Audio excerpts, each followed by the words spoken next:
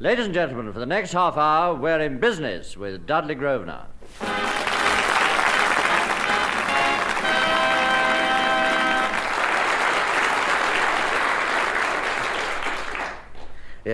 Well, a very good evening, everyone. My name is Harry Worth, and I expect you know your own names, of course. Now, I'm afraid Mr. Grosvenor cannot be with us this evening owing to unforeseen circumstances. However, he would like to send each one of you his kindest regards. In return, he says, if you would like to send him something, he'd be jolly grateful. Anything like a length of rope, a ladder, hacksaw blade. The whole thing is very tragic indeed. It all started a few weeks ago when he and I were in my flat having a chat.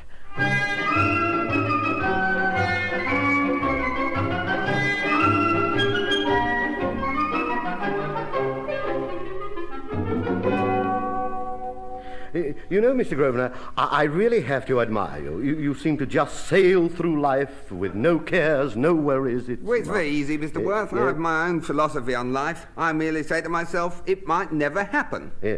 But it frequently does happen, doesn't it? All right, so it happens. Then I say to myself, it might never happen again. Yes, I know, but I've noticed that it's always happening all the time. So I'm always talking to myself.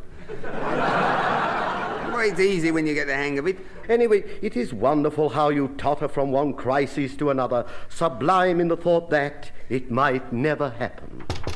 Yes, come in.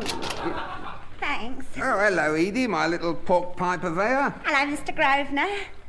Hello, Mr. Worth. Hello, Edie. We don't often have the pleasure. Don't you? Well, that's something best worked out between yourselves. This is hardly the time. No, I meant it is not often that Edie comes round to see us here in my flat. No, and I've only come round now because a telegram arrived at my cafe for Mr. Grosvenor. I've brought it round in case it's urgent. A telegram? It might be my latest takeover bid. But let's have a look what the telegram says. Now, oh, no. Not that. No, I couldn't stand that. No, don't let it happen to me, Mr. Worth. Please. Look, I'm pleading with you. Don't let it happen. Mr. Grosvenor, but what on earth's the matter? What's the matter? Here, read this. Yeah, very well, give it to me. Arriving tonight, Granny. Oh.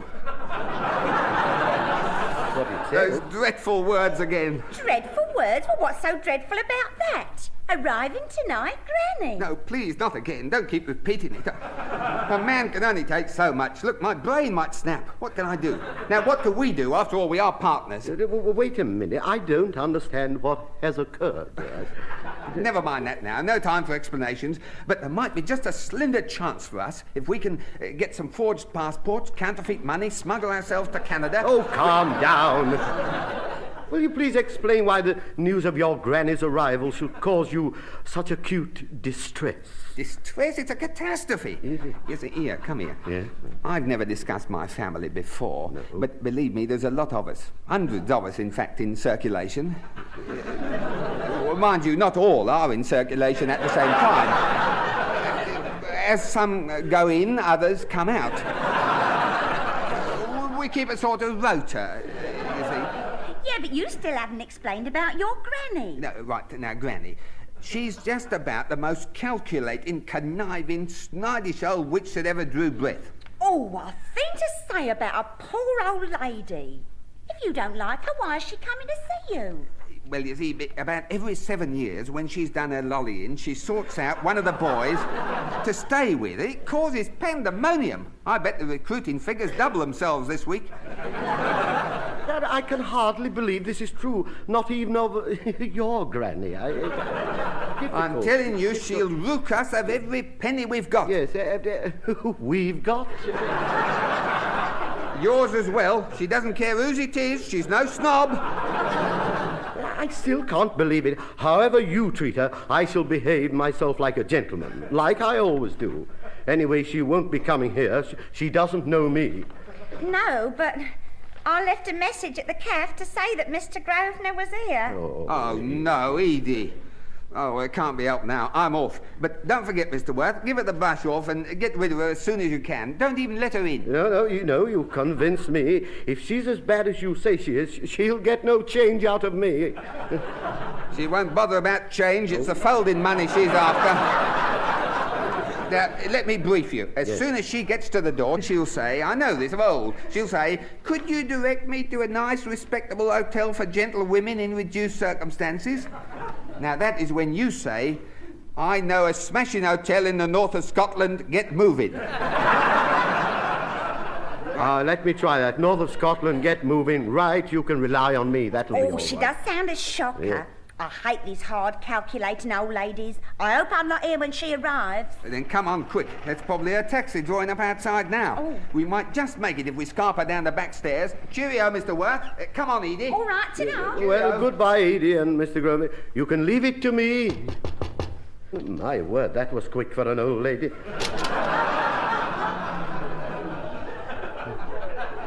Now, look here. We don't want your sort around here. Scram. Excuse me, is little Dudley Grosvenor in now, Miss Old Granny? Oh, won't you come in? Oh, thank you. Yes. I brought my grandson a little present. I know he always used to like them. Here, you keep them for him. Well, my good gracious, jelly babies. What a lovely thought. Yes, wasn't it? Yes. There's one born every minute. What's your name, young man? Worth, Harry Worth. May I call you Harry? Yes, of course, I'd be very happy. Oh, that's lovely. Now, Harry, I wonder, could you direct me to a nice, respectable hotel for gentlewomen in reduced circumstances? Yes, I know one in the north of Scotland. Get moving.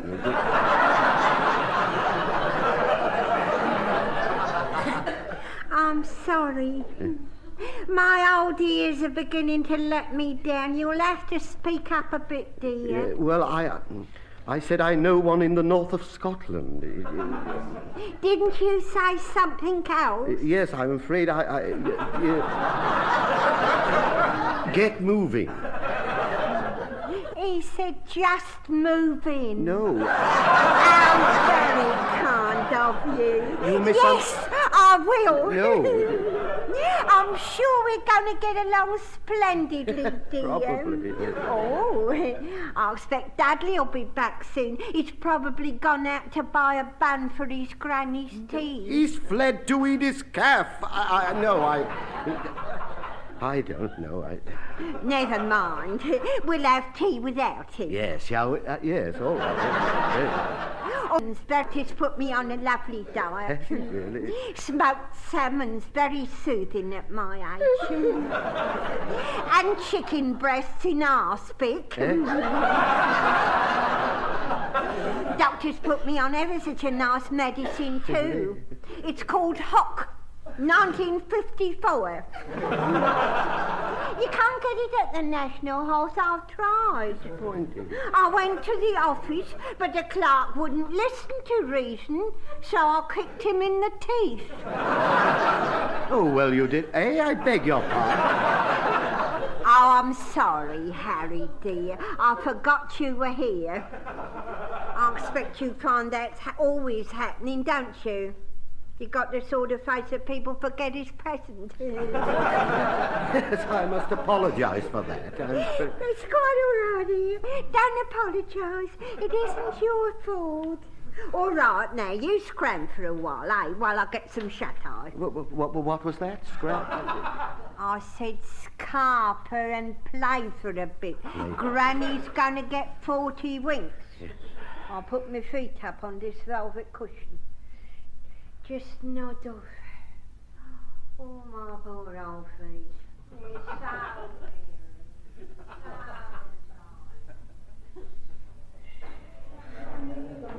Well, so long as he was firm, Mr. Grosvenor, I suppose it'll be all right. She'll just go away and we shan't be bothered with her again for How long did you say it was? 7 years. Every 7 years she turns up like a bad penny. I only hope Mr. Worth was firm with her, that's all. Oh, here he is now. Well, he doesn't look as if he was firm. He looks like a man with his trousers on fire miles from a water supply. Oh, Mr. Grosvenor, you'll never believe this, but I am pleased to see you. Never mind the formalities. Is the old battle axe on her way to the north of Scotland with the proverbial flea in her lug-hole? Not exactly on her way.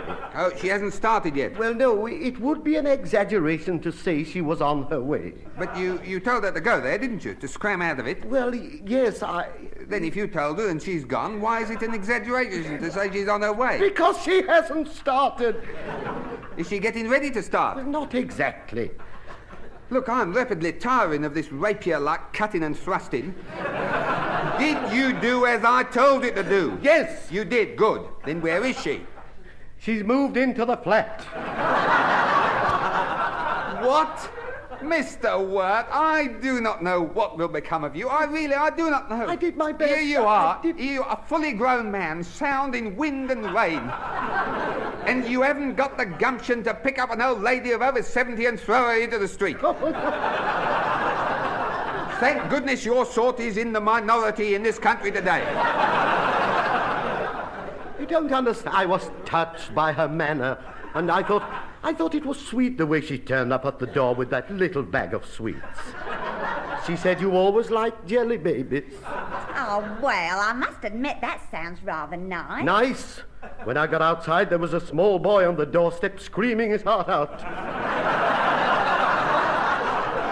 I had to give him 6 months to buy some more.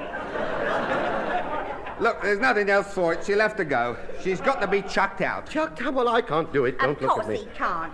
He's too much of a little gentleman. Anyway, she's your granny. You ought to chuck her out. All right, I will. It's got to be done. Come on, Mr. Worth. I'll show you how.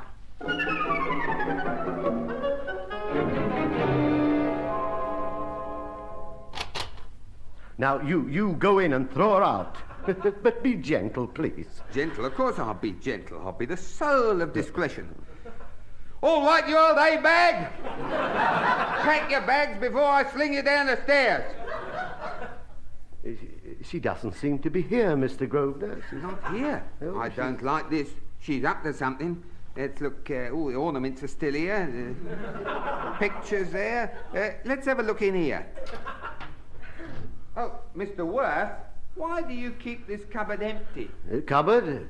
Empty? That's my wardrobe. There's 14 suits, half a dozen sports jackets, and 10 pairs of slacks in there. You look. They were in there, me old matey. They're not here now. Where did you keep your shirts? Did? You mean where do I? They're in that chest of drawers. Just an intuition. The shirts have flown. What? What about the shoes and socks? They're in the bottom drawer. Mr. Worth? Yes?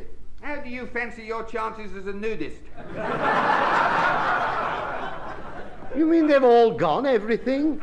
It seems incredible that you could take all my clothes, Mr. Grosvenor.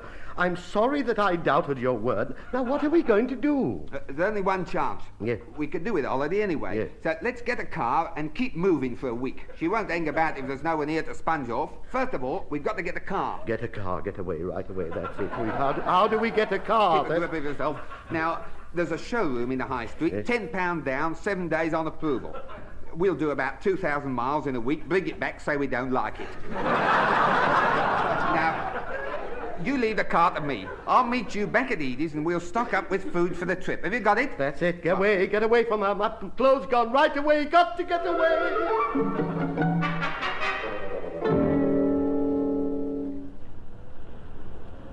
You must have done some pretty fast talking, Mr. Grosvenor, to let them give you this lovely car. Yes, well, I told them I was the Sultan of Brandy Cherry, and I said if this car was all right, I'd buy 20 more. Oh, a sultan? Surely they must have queried that. Well, they did point out that I wasn't very suntanned. So I told them I had 40 wives and spent most of my time indoors. Yeah, well, it's certainly a lovely car. Edie's got 2 boxes of supplies to last us a week. Let's go in and get them. Right. Oh, Edie, it's very nice of you to let us have all this stuff. Oh, that's all right. I still can't believe Granny's as bad as you make out. Still, you know what you're doing. Oh, we know, all right. It's for our own good. Well, I'll take this box, Mr. Grosvenor. You take the other one. You'll find everything you want in there. Have a good trip. We will. See you in a week's time. Goodbye, Edie. Bye. Yeah, bye-bye, Edie. Must get away from it all. Bye. I wish I was going away in a big car for a week's holiday. I'm sure they're wrong about her. Seems a shame leaving the poor old dear to fend for herself. Well, you two are back quick. And why have you brought all the food back? There was nowhere to put the perishing stuff. You see, the car's gone. Hey? But it was only there a minute. That's long enough for some of the thieving hounds round here. There's far too much of this car stealing going on. And what are the police doing about it, I'd like to know? Police, I'll tell you what they're doing. Sweet nothing, matey. They're sitting in their canteens, living it up. Have another mug of tea, Sarge. No, thanks, Super. I've still got 7 full ones here. It makes me sick. Well, let's go round and report the loss of this car. Let's shake 'em up a bit. That's just what I'm going to do. I've waited years for a chance like this. I'm going to really enjoy it. Come on.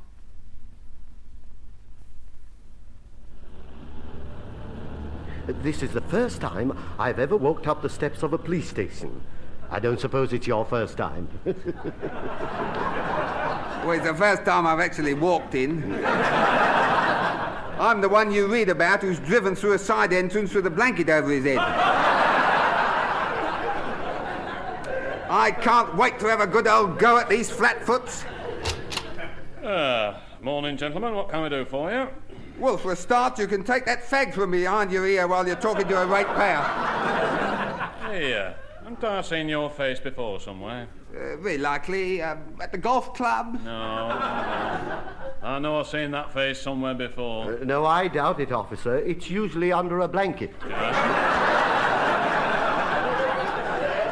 My friend means I sleep a lot. I don't get out much. See. Well, now, sir, what exactly is the trouble? Stand up straight when you're talking to me. The trouble with you, my good Manny, is that while you've been in this police station knocking back quarts of tea, my car has been stolen. So get those whacking great clodhoppers of yours on and get out there and apprehend the rotter. You know, I'm certain I've seen you before. Don't let's start Never all that mind again, that. please. What about my friend's car? Oh, yes. Now, well, let's see. Well, first of all, have you a driving licence? Driving licence. I'm glad you asked that. I do happen to have a driving licence. It's not actually in my name. There is a simple reason for that, if I can sort one out. Yes, you see, one day I left my club and I took the wrong overcoat. Strange, really, because I wasn't wearing one when I went in. But there was a driving licence in the pocket, you see, and I only hope who's ever got mine will be as honest as me and hand it in. I see. Well, I'll take that up later. Now... Got a comfortable chair, Sarge. I've just found a dear old lady sitting in a car up the road. She seems to have lost her way. Come in, my dear. Oh, thank you, officer. You are kind. Dear old lady, that's her. What sort of a car was she sitting in? 1959 black coupe. Why? Why? Because that's my car. So you nicked it, did you thieving rotten old hag, you? Dear, watch it, my lad. You'll be down in the cells talking to an old lady like that. You ought to be ashamed. Oh, don't be too hard on my grandson's constable. He's not a bad lad, really. After all, he did lend me his car for the afternoon so I could get a bit of air. Lend you my car, you lying old windbag? You mustn't take too much notice of my Dudley. He's got a bad memory, you know. It's my fault, really. When he was 3 months old, I was dangling him and dropped him on his head. Now, did you lend your granny your car this afternoon or not? Of course I didn't know. No, wait, it's all coming back to me. He did lend her the car. It must have slipped our memory, Mr. Grosvenor. It must have. All right, Mr. Worth. Yes, I lent her the car. So, you've been wasting my time. No, not entirely wasted. Remember, he hasn't got a driving license.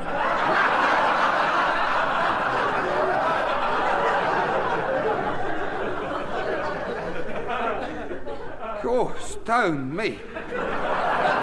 Well, madam, you shouldn't have been parked in that zebra crossing near the bank, should you, eh? Oh, naughty, naughty old granny, then. Doesn't it make you sick? Why don't you give us something out of the police box while you're at it? Oh, come on, let's get out of this place. It gives me the willies. Bye-bye, Constable. Bye-bye. Bye-bye, Sarge. Come on, Mr. Worth, and you, Mother McCree. Doesn't it ripe you? You pinch my car, park it outside the bank, and they say, naughty, naughty granny. Come on, get in the car. All right, you're shoving. All right, and you, Mr. Worth. Oh, all right, just move over a little bit. I can get All right, in. right. Oh, by the way, Gran, why were you parked near a bank? I was casing the joint. You were... I beg your pardon. Granted, dear. Just put this case on the floor, will you, dear? It's quite weighty. Yes, it is rather heavy. What's in it? I don't know. I picked it up by mistake. Let's open it, shall we? We might get a nice surprise. Yeah, let's all have a nice surprise. All right, open it. Oh, no, nice blue Christmas cards. Aren't they lovely? Christmas card? Are you crackers? These are fivers. Hundreds of them. Brand new fivers. Granny, where did you pick up this case by mistake? In the bank, dear. You see, I went to see the manager. I had a case exactly like this one. He went out of the office just for a minute to get me a premium bond form. And the two cases must have got mixed up. Aren't I silly, eh? Mr. Worth, you've got to hand it to the old girl, you know. She's got it upstairs. Yes, but what happens now? She'll have us all in prison, Mr. Grosvenor. You've got to persuade her to leave the country, go anywhere. I'll pay for it. If I go anywhere, I'll pay for it myself. I've got my pride. I've got all this money. Well, you can't spend this money in England. These notes can be traced. In any case, we are going to return this money to the bank. I must have dropped you on your head harder than I thought. Now, you keep going on. Now, listen to me for a change. Right. I've got a friend in shipping who can fix up a ticket for Granny to go to South America. Gran, if I pay your fare, single. Give you a little something to start you off in South America. Will you promise to go? Will you? Yes, well, it might be nice out It there. might be nice. Lovely. Sunshine, lovely grub. You could spend all day guzzling castanets. Yes, well, I might as well go. You seem to have gone off me a bit. Are you sure you're going to return this money to the bank, Dudley? Won't you change your mind, dear? No, I'm turning over a new leaf. The old Dudley Grosvenor is dead. A new, true blue Dudley has been born. I don't want to end up like you. Well, then, some good has come out of this at any rate. Well, it's all fixed, but until you get on that boat, we're not letting you out of our sight. No, it's all right. I heard you. That's it then. Granny, you're South America bound.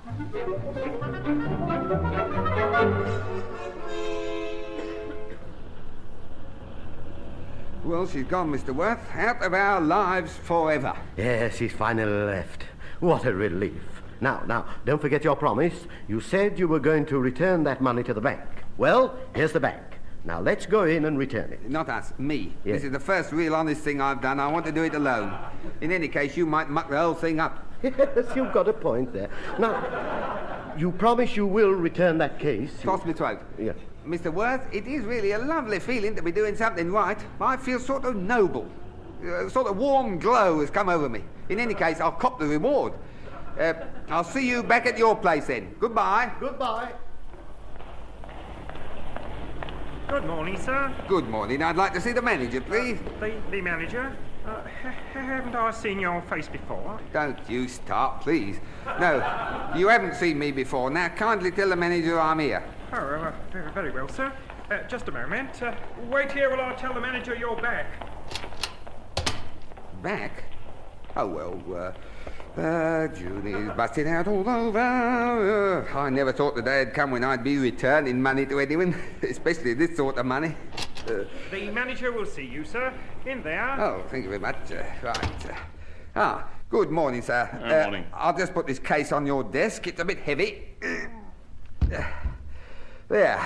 Well, I expect you're wondering why I'm here. On the contrary, I know exactly why you're here. Oh, has Mr. Worth phoned up then to make certain I get my promise? Mr. Worth, is he one of your accomplices? Accomplices? No, he's my partner. It comes to the same thing. Well. Police told me you'd try the same trick again. I didn't believe them, but here you are. Same trick? I don't get it. Mind you, I prefer the disguise you wore last week, the bonnet and shawl. Yes, that had me fooled. Oh, the dear old lady you were. What are you talking about? Look, if you wish to prolong this farce, I'll tell you. You know that today the brewery collects its wages in that blue case in the corner there. Last week you came in, disguised as an old lady with a case just like it, sent me out to get a premium bond form, switched the cases, and went away with £25,000. When the brewery clerk opened the case, what did he find? Telephone books. Jolly clever, jolly clever. It was clever. So that's how the old girl did it then, eh? And now you've come back for a second helping. Oh, no, surely you didn't expect me to stand for it 2 weeks running. Oh, there's some mistake. I've come to bring the case back. Oh, there wasn't enough in it, then. Oh, now, you can't have spent 25,000 in a week. Naughty, naughty old granny. Oh, belt up. I'm telling you, I brought this case back intact. The money's in here. Is it really? Then let's just open it up and count it together, shall we? Yeah, let's do that. Here we are. Look. Well? Blimey, telephone books. I don't get it. Do you print your own telephone books? That makes 30 you've brought here in 2 visits. But I can explain, you see. My granny got the money. She's gone to South America. I'm returning the case. Yes, thank you very much for bringing the case back. Excuse me, please. Miss Adams, get me the police, please.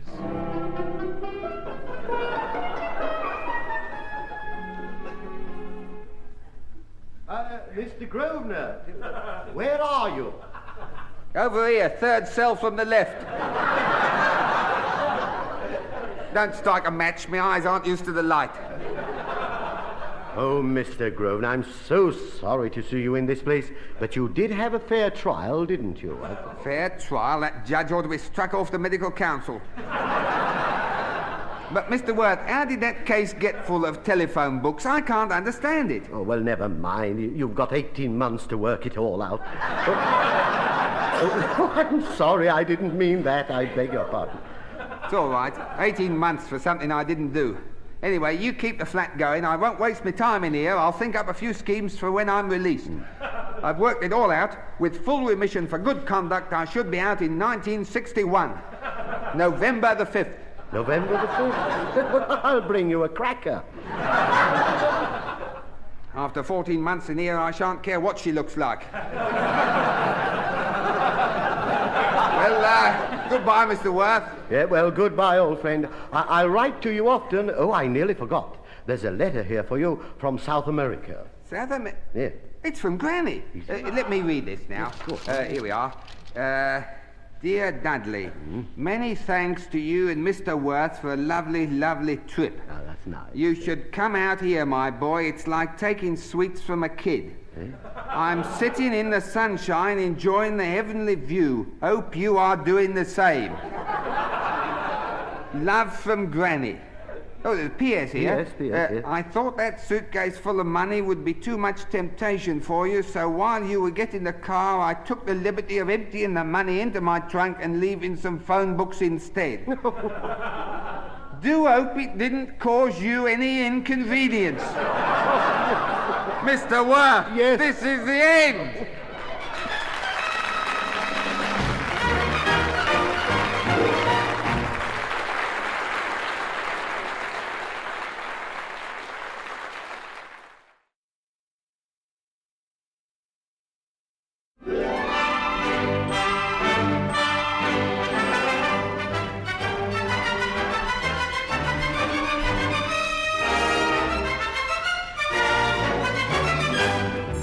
Ladies and gentlemen, we're in business with Dudley Grosvenor.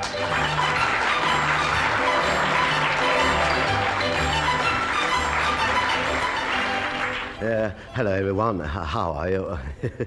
Oh, there you are. Now, I'd like to introduce myself. My name is Harry Worth. I thought I'd mention it. It seems hardly worth troubling you. Worth troubling you. Well, perhaps I am. But you're listening to a very, very happy man. The reason for my happiness is that my ex-partner, Mr. Dudley Grosvenor, is no longer with me. As I speak, he's languishing in prison, which is rather unfortunate because he went to prison for something he didn't do. He didn't run fast enough. Poor Mr. Grosvenor, I can picture him now in a damp, draughty prison cell, woebegone, remorseful. The picture of misery.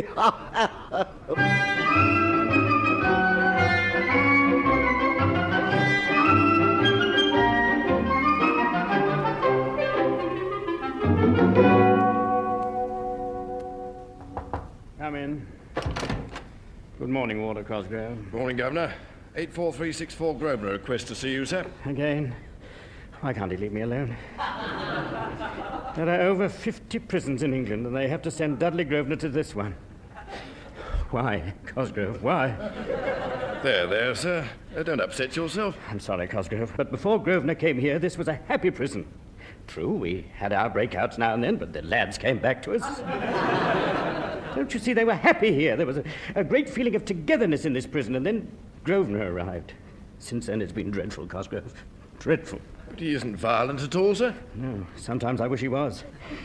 I wish he'd belt another prisoner over the head with a pickaxe handle or something, or trip up one of the warders. Sir? Not you, Cosgrove. But he won't do anything like that. He's too smart. Makes me sick. He'd only been here 2 days when he'd got the prisoners to join his union. They're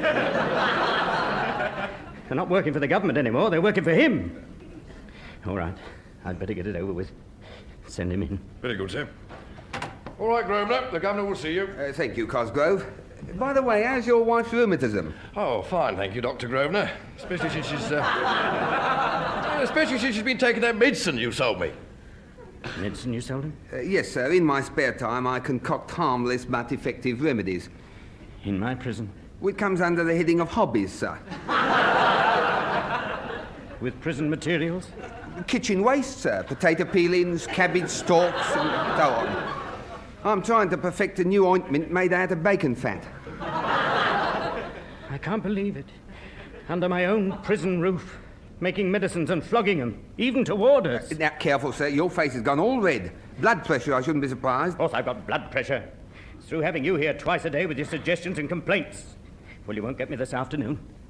I'm off to play golf. No, not today, sir. I've lent your clubs out. Prisoner Williams is practicing chip shots with bits of coke up against the cookhouse wall. Comes under the heading of occupational therapy, sir. Practicing chip shots with coke? Grosvenor, is there something wrong with my eyes, or are you wearing a pinstripe suit? Quite right, sir. The very latest Italian style. You note the turned-back cuffs and the gently rolled, sweeping lapels, and to keep the feeling of still being in prison, I've had a broad arrow embroidered onto my pocket handkerchief. Yes. So I see. Where is your prison suit? It's gone to the cleaners. It was getting grubby. You don't want me to get the prison a bad name, do you, sir? No, Grosvenor, no. But tell me, where did you get that lovely Italian-style turn-back cuff, sweeping lapel suit from? Well, you remember I had the job of ordering the materials for making the mailbags? Yeah. Yeah, well, I took the order away from that firm in Manchester and I gave it to a friend of mine in the Mile End Road. And, you know, he appreciated the order so much that this suit is a sort of bonus. Grosvenor, how much longer have you got to serve? 12 more months, sir, and I'll serve every day of them. I'm an outcast and I must pay my debt to society. No, over the wall with a rope made of blankets for me. It's torture here, but I've just got to repent. Torture? What are you talking about? This is a model prison. Why, it's more like a country club than a penal settlement. Ah, but it's still a prison, sir. The stigma is there. But we outcasts of society must pay our debt in full. Well, Grosvenor, Under certain circumstances, a governor may commute a prisoner's sentence and put him on parole. That's what I'm going to do to you. From today, you're free. Yes, well, the public must be protected from my sort. What did you say? You're a free man. But you can't do this to me. What have I done wrong? That's not justice. Throwing a man out of prison into the cruel outside world, it's inhuman. Not at all. Not at all, Grosvenor. It's my pleasure. Now, here's your fare to London, your lunch money, and a copy of How to Win Friends and Influence People. Goodbye, Grosvenor. So that's it, eh? Thrown out like an old glove. You'll regret it. Get out, Grosvenor. And good luck. All right, I'll go. But I'll be back. Don't think you've heard the last of Dudley Grosvenor.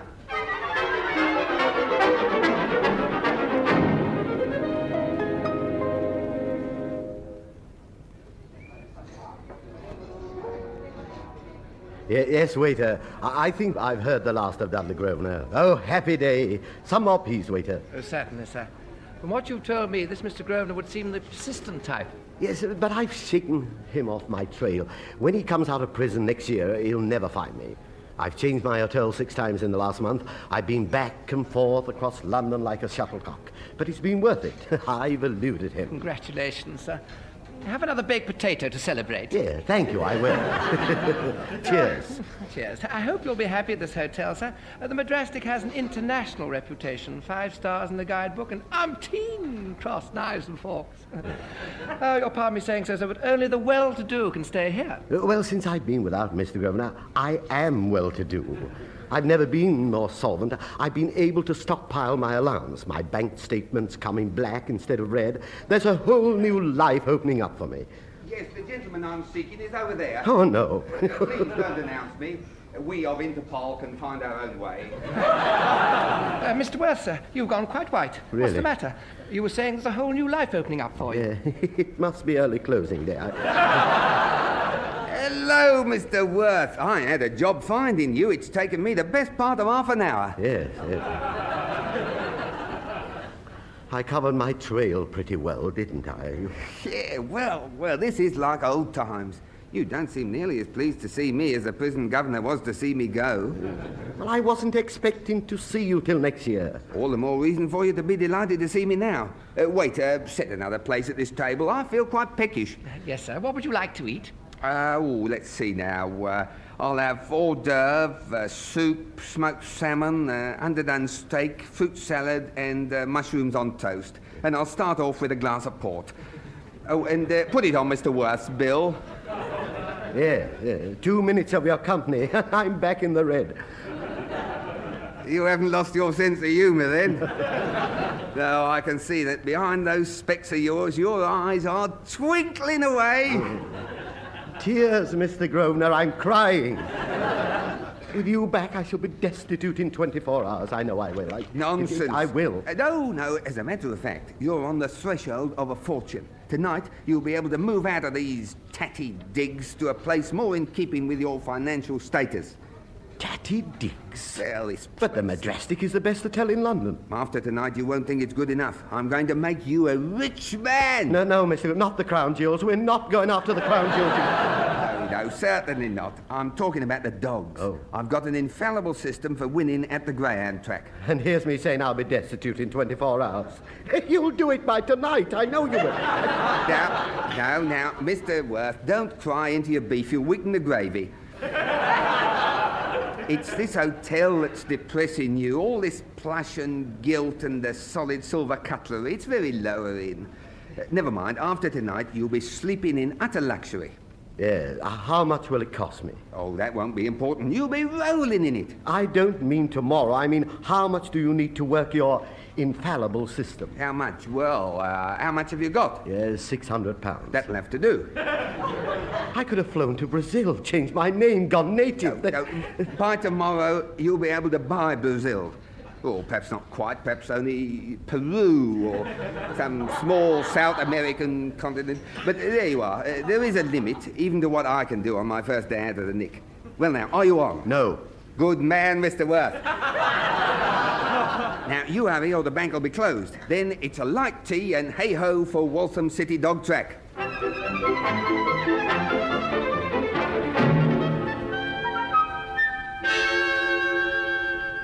Well, here we are. Look at it all. The lights of the tote, the green of the track, the white-coated kennel girls, the electric hair. It's like something out of Dickens.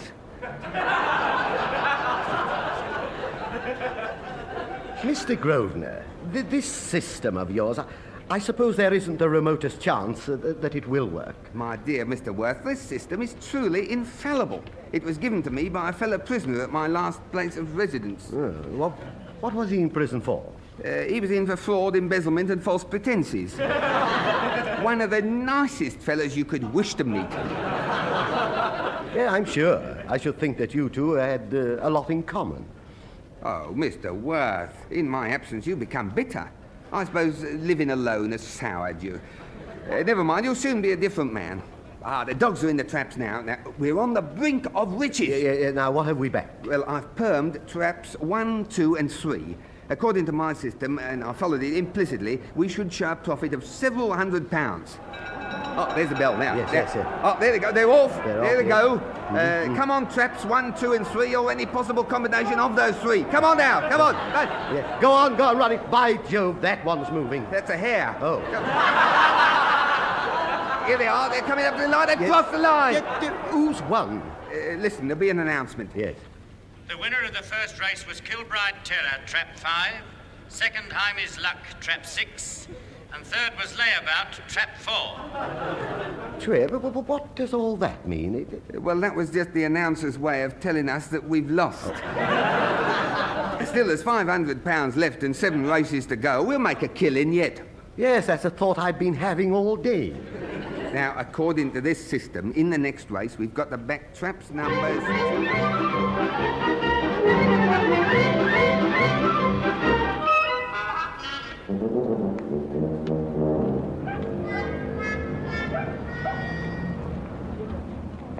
I never realised that Waltham City was such a long walk from the West End.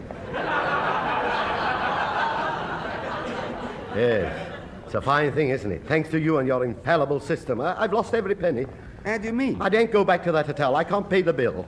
You always manage to look on the black side of things. Black side? I plumb the depths of human degradation. I'm penniless, I'm homeless. Never mind, I'll stick by you. And friendless. And furthermore, nowhere to sleep tonight. But we have. We have? Where, Mr. Grosvenor, where? Right here, Mr. Worth. Look, at the North West London Infirmary. I'm sure they'd be delighted to accommodate us. I can't go into a hospital. There's nothing wrong with me. I know there isn't now, but... If you would just step out in front of this approaching bus... Oh, yeah. Oh, I refuse, Mr. Grosvenor. No, I've suffered enough. Oh, well, if you're not prepared to make sacrifices... you follow me. Come on. The casualty reception. Shop! Mr. Grosvenor, would you mind explaining? Good evening. I'm the duty casualty officer. What seems to be the trouble, huh? An emergency case, Doctor. My friend must be admitted to the ward right away. What ward? Well, what wards have you got? Men's surgical, chest unit, tropical diseases? They all sound charming. Just arrange for 2 beds in any one of them.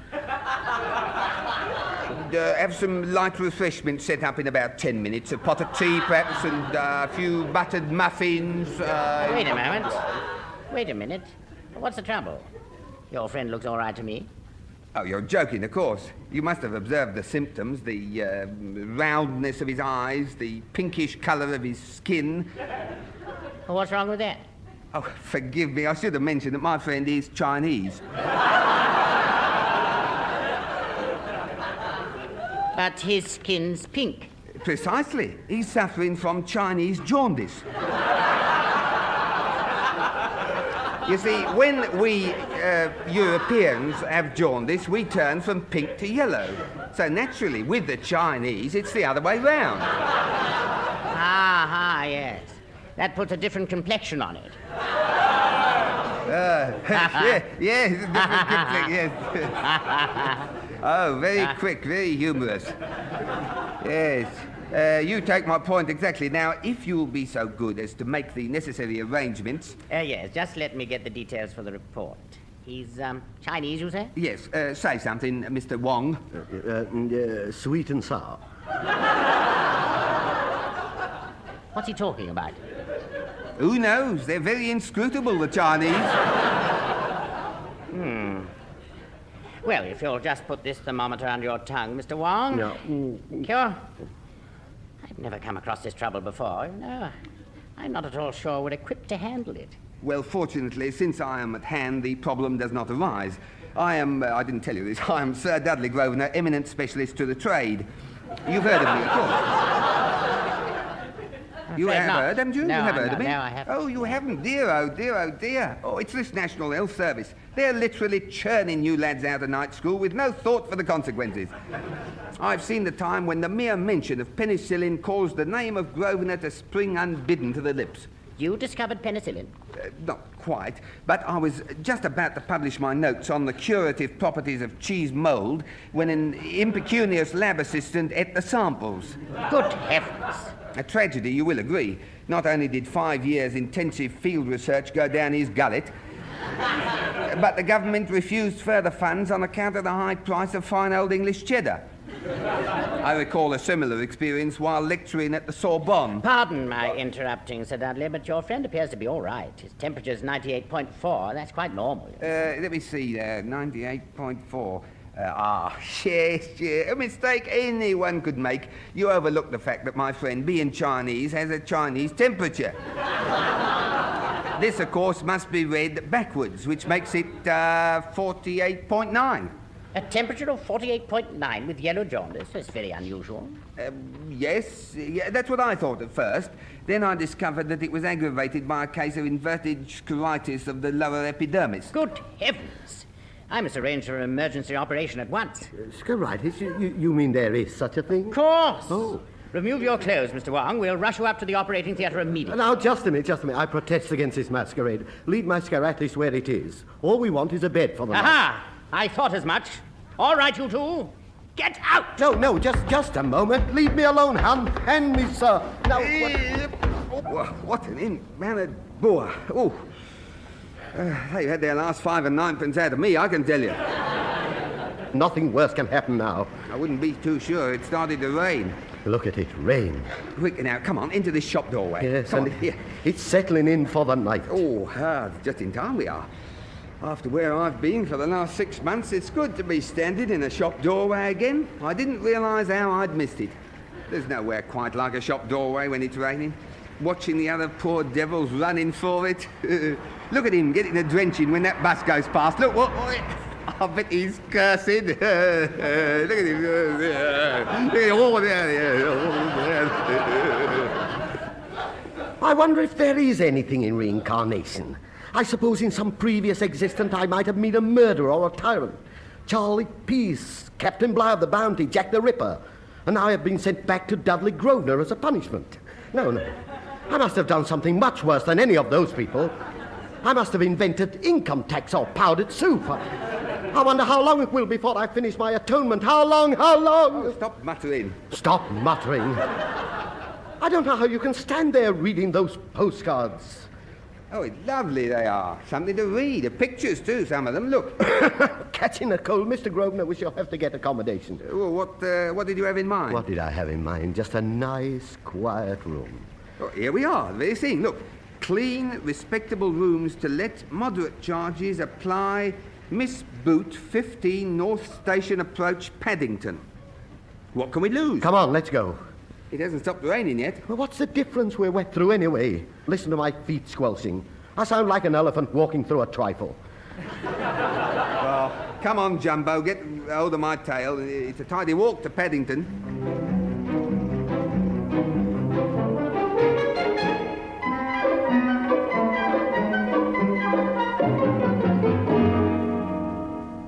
Here it is, Mr. Worth. Doesn't look much of a place, does it? No, it doesn't, but we're not in any position to pick and choose. I'll knock. No, look, let's go to a police station and plead guilty to breaking and entering or blackmail or something. A quick trial, a plea of guilty, and a nice, warm, dry cell for both of us. Yes, good evening. We don't need any of that tonight, thank you. Well, we haven't come with any... Oh, yes. We've come in answer to your advert in the paper shop. Nasty moist things. Go away, this house is quite damp enough as it is. Well, look, please. You can come in and me. Please let us in. We're desperate. Oh, is it still grizzling? Oh, well, come in then. I don't usually open my door at this time of night. Well, thank you very There's much. a certain air of soggy respectability about you. Now, kindly be so good as to wait on the umbrella stand till the bulk of the rain has drained away. Thank you. Now, I'm Miss Boot. Are you? Well, now, Miss Boot, we want 2 rooms. 2 rooms? Yes, 2 rooms, too. We want a room each. There are 2 of us, so we want 2 rooms. I see your friend's quite of a loquacious turn of mind. Rather nice. I'm afraid I've only got 1 room to spare, you know. The 2 others occupied. One by the most charming ex-army major, and the other by a recluse. Well, could we look at this 1 room of yours? Oh, yes, oh, certainly, by all means. Will you follow me upstairs? Yes, at a distance. Looks as if we'll have to share a room, Mr. Worth. Yes, it does, doesn't it, Mr. Grosvenor? By the way, I only have very few rules, but I like those few to be observed. Yes, of course. For instance, you can have bottled beer in your room, but I draw the line at draft. Oh. Well, I mean, the barrels scrape the wallpaper as they go in the door, you know. And another thing, you are not allowed to exhibit washing. The pity. I had planned a one-man show for next Monday. Nothing much, just inviting a few critics in to admire my smalls, you know. There. Yes? This is my very best room. It's got something about it, don't you think? I wouldn't say there's something about it, but there's certainly been something in it. Don't you worry, we'll find it even if we have to take up the floorboards. Yeah. Well, thank you, Miss... what did you say your name was? Boot. Boot, yes. Jubilee Boot. Oh. They called me Jubilee because I was born in this house during the same year as our dear Queen Victoria's Jubilee. Oh, a very pretty custom. Yes. Yes, isn't it? Naming people after national occasions. Yes. Same thing happened in my family. I shall never forget my Uncle Armistice Grosvenor. There. Well, what do you think of the room? It's execrable. Oh, thank you. I knew you'd like it.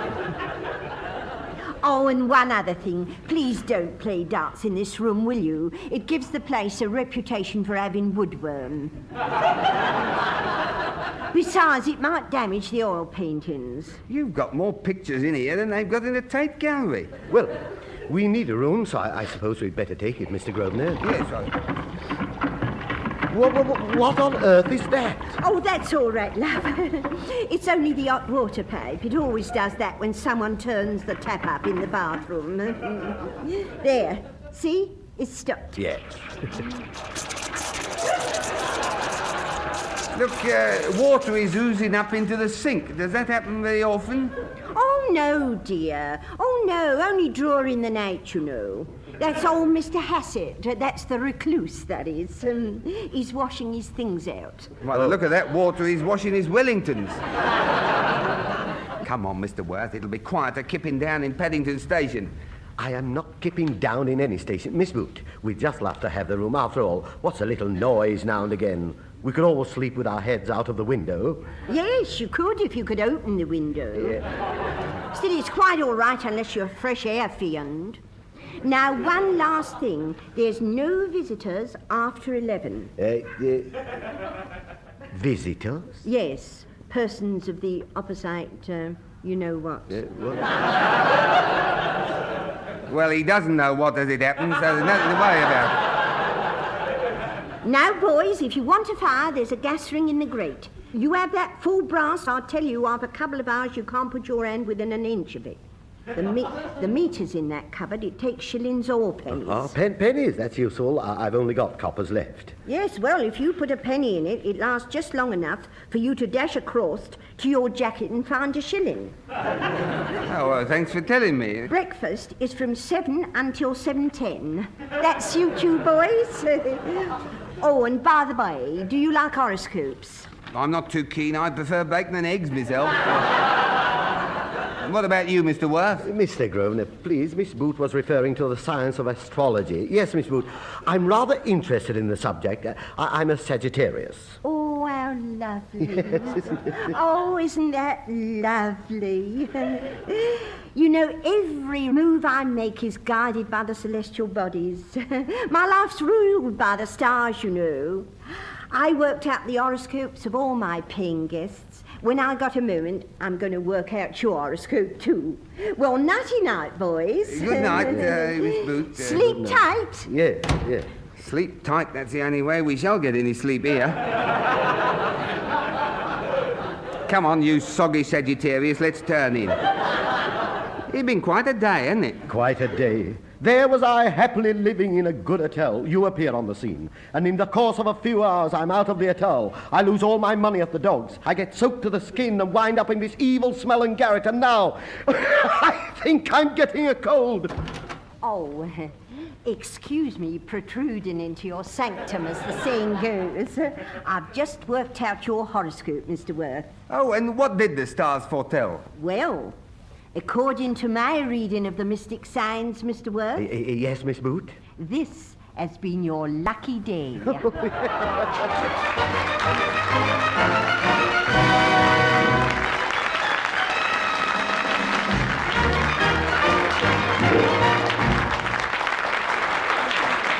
You've been listening to We're in Business with Peter Jones as Dudley Grosvenor and Harry Worth as his partner in crime. The part of Miss Jubilee Boot was played by Irene Handl, and other parts were played by Dick Emery and Frederick Treves.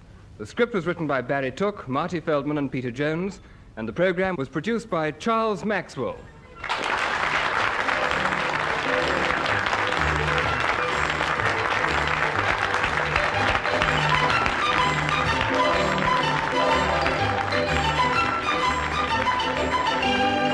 That program was presented by the BBC.